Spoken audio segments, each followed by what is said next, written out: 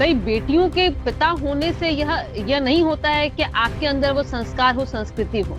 अगर बेटियों की बात हो तो आपके घर की बहू भी है, और बहू को कैसे आपने घर से निकाला, कैसे आपकी पत्नी ने उनको बाल पकड़ के घर से घसीट के बाहर निकाल दिया।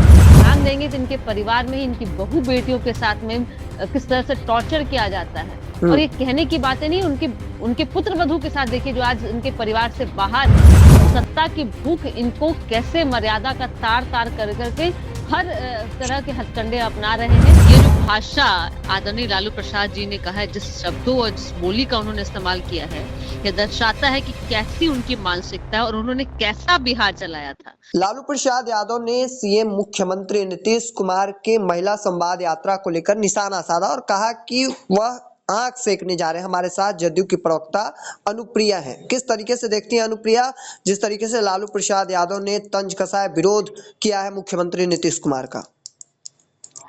अखंड जी, ये जो भाषा आदरणीय लालू प्रसाद जी ने कहा है, जिस शब्दों और जिस बोली का उन्होंने इस्तेमाल किया है, यह दर्शाता है कि कैसी उनकी मानसिकता है और उन्होंने कैसा बिहार चलाया था। लोग गलत नहीं कहते हैं कि 90 से 2005 का शासन काल जंगल राज था, जहां पे महिलाएं तो छोड़िए, पुरुष भी सुरक्षित नहीं थे। चौराहे से किस तरह से महिलाओं को उठा लिया जाता था, और उनकी सोच अभी भी है। यही सोच उनको सत्ता से बाहर रखी है और दोबारा सत्ता में नहीं आने का कारण भी यही है। और महिलाएं जिस प्रताड़ना से और जिस पीड़ा से अपने बिहार के विकास को बदलने के लिए माननीय मुख्यमंत्री जी के हाथों को मजबूत किए, अब वो हाथ कभी भी कमजोर नहीं करेंगी। क्योंकि आज अगर बिहार को आप देखेंगे ना, तो बिहार में आज महिलाएं पुरुषों के साथ साथ कंधा से कंधा मिला करके बिहार के विकास में अपना योगदान दे रही हैं। और नीतीश कुमार जी की योजनाओं ने तो बिहार की महिलाओं को सामाजिक, आर्थिक, राजनीतिक और शैक्षणिक रूप से मजबूती दी है। बेटियों की शिक्षा से लेकर के महिलाओं को रोजगार तक में। और ये आज जितने भी योजनाएं हैं ना, यह बिहार ही नहीं पूरे विश्व में और पूरे भारत में चर्चा का विषय। शोध होते हैं इनमें किस तरह से एक मौन, मैं कहूंगी कि शांतिपूर्ण नीतीश कुमार जी ने कैसे महिलाओं की दिशा बदल दी है, महिलाओं की जिंदगी में बदलाव आया है। तो ये सोच पाना लालू जी के बस की बात नहीं है, क्योंकि इनके परिवार में ही, अगर आप ध्यान देंगे तो इनके परिवार में ही इनकी बहू बेटियों के साथ में किस तरह से टॉर्चर किया जाता है। और ये कहने की बातें नहीं, उनके पुत्र वधू के साथ देखिए जो आज उनके परिवार से बाहर है, और उनके पुत्र ही इस पे अपनी पत्नी पे मारपीट पे आरोप है। तो ये तो उनका पारिवारिक कल्चर है, यही इनका शासन, यही इनकी नीयत है, इसलिए सत्ता से भी बाहर है। किस एक तरीके से देखा जाता है कि लालू प्रसाद यादव खुद कई बेटियों के बाप है, और इस तरीके से महिलाओं पर बयान देना कहीं ना कहीं आप जदयू के खास आप कैसे देख रही हैं?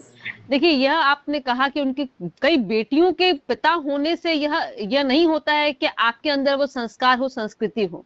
अगर बेटियों की बात हो तो आपके घर की बहू भी है, और बहू को कैसे आपने घर से निकाला, कैसे आपकी पत्नी ने उनको बाल पकड़ के घर से घसीट के बाहर निकाल दिया।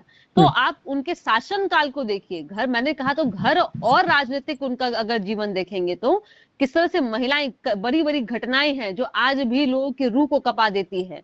गौतम शिल्पी का हत्याकांड है, किस तरह से उनके परिवार के लोगों ने एक बहुत ही असाधारण सी लड़कियों का अत्याचार किया, मर्डर कर दिया। तो ये इनका चीख चीख के उनके परिवार के कल्चर और उनके शासनकाल बताती है। और जदयू ही नहीं, बिहार की महिलाएं जानती हैं कि यह फिर से जंगल राज के उपज, और मैं कहूंगी निर्माता को दोबारा कभी भी बिहार की जनता स्वीकारेगी नहीं। एक आखिरी सवाल रहेगा अनुप्रिया जी कि 90 के दशक में जो हाल था महिलाओं का, और अब मुख्यमंत्री नीतीश कुमार ने काफी कुछ बदल दिया है।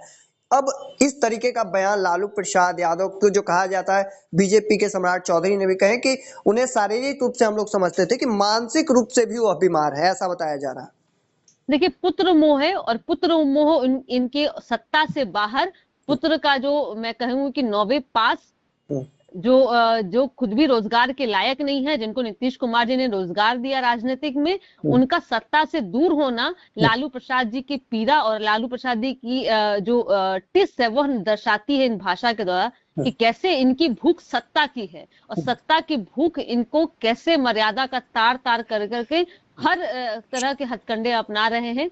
और यह बयान निश्चित तौर पे आगामी 2025 में इनके लिए आत्मघाती होगा। और महिलाएं, जिस तरह से मैं फिर कहूं कि कई ऐसी योजनाओं की अगर मैं चर्चा करूं तो शायद आज पूरा दिन निकल जाए कि महिलाओं को जिस तरह से उन्होंने आत्मनिर्भर माननीय मुख्यमंत्री जी ने बनाया है, वही महिलाएं आज आधी आबादी जो है इनके पतन का कारण होंगी। चलिए, बहुत बहुत धन्यवाद अपना महत्वपूर्ण समय देने के लिए अनुप्रिया जी।